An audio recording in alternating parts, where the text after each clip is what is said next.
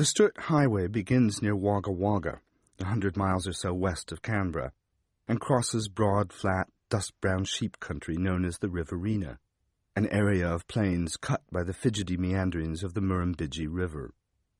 It provides a perfect demonstration in 3 dimensions of how swiftly you can be in the middle of nowhere in Australia. One minute I was in a comely world of paddocks, meadows, and pale green hills, with little country towns scattered at reliably accommodating intervals, and the next I was alone in an almost featureless nowhere, a disk of brown earth under a dome of blue sky, with only an occasional gum interposed between the two. Such habitations as I passed through weren't really communities at all, but just a couple of houses and a gas station, occasionally a pub, and eventually even they all but ceased. Between Narrandera, the last outpost of civilization, and Balranald, the next, lay 200 miles of highway without a town or hamlet on it.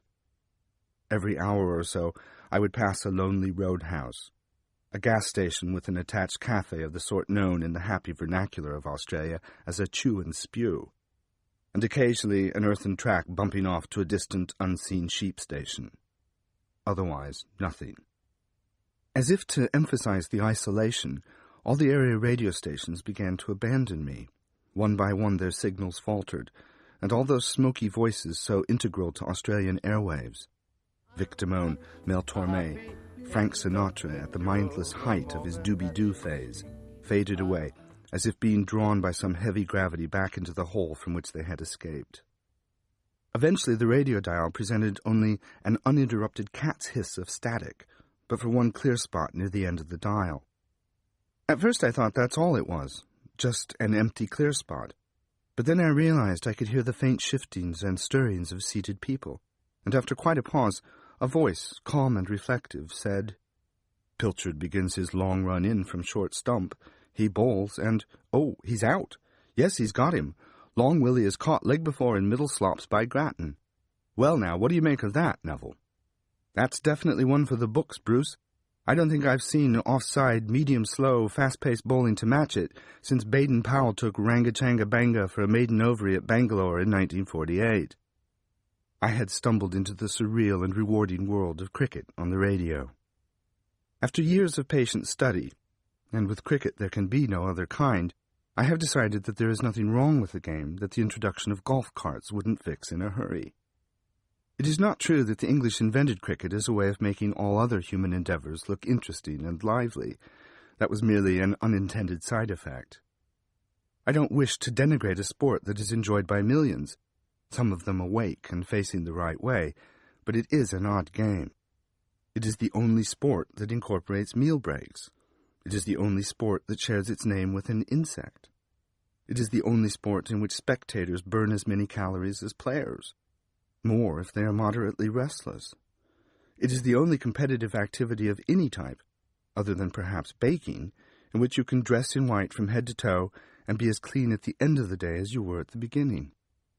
Imagine a form of baseball in which the pitcher, after each delivery, collects the ball from the catcher and walks slowly with it out to center field, and that there, after a minute's pause to collect himself, he turns and runs full tilt towards the pitcher's mound, before hurling the ball at the ankles of a man who stands before him, wearing a riding hat, heavy gloves of the sort used to handle radioactive isotopes, and a mattress strapped to each leg.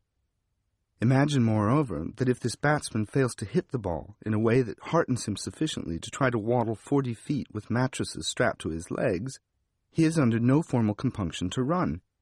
He may stand there all day, and, as a rule, does. If by some miracle he is coaxed into making a misstroke that leads to his being put out, all the fielders throw up their arms in triumph and have a hug. Then tea is called, and everyone retires happily to a distant pavilion to fortify for the next siege. Now imagine all this going on for so long that by the time the match concludes, autumn has crept in, and all your library books are overdue. There you have cricket. But it must be said there is something incomparably soothing about cricket on the radio. It has much the same virtues as baseball on the radio. An unhurried pace, a comforting devotion to abstruse statistics and thoughtful historical rumination, exhilarating micro-moments of real action, but stretched across many more hours, and with a lushness of terminology and restful elegance of expression that even baseball cannot match. Listening to cricket on the radio is like listening to two men sitting in a rowboat on a large, placid lake on a day when the fish aren't biting. It's like having a nap without losing consciousness. It actually helps not to know quite what's going on. In such a rarefied world of contentment and inactivity, comprehension would become a distraction. "So, here comes Stovepipe to bowl on this glorious summer's afternoon at the Melbourne Cricket Ground," one of the commentators was saying now. "I wonder if he'll chance an offside drop scone here, or go for the quick leg-over. Stovepipe has an unusual delivery in that he actually leaves the grounds and starts his run just outside the Carlton and United Brewery at Kooyong." "That's right, Clive. I haven't known anyone start his delivery that far back since Stopcock caught his sleeve on the reversing mirror of a number 11 bus during the third test at Brisbane in 1957, and ended up at Goondiwindi 4 days later, owing to some frightful confusion over a changed timetable at Toowoomba Junction." After a very long silence while they absorbed this thought, and possibly stepped out to transact some small errands, they resumed with a leisurely discussion of the England fielding. Neasden, it appeared, was turning in a solid performance at square bowel, while Packet had been a stalwart in the dribbles, though even these exemplary performances paled when set aside the outstanding play of young Hugh Twain Buttocks at middle nipple. The commentators were in calm agreement that they had not seen anyone caught behind with such panache since Tandoori took Rogan Josh for a stiffy at Vindaloo in '61. At last, Stovepipe, having found his way over the railway line at Flinders Street — the footbridge was evidently closed for painting — returned to the stadium and bowled to Hasty, who deftly turned the ball away for a corner.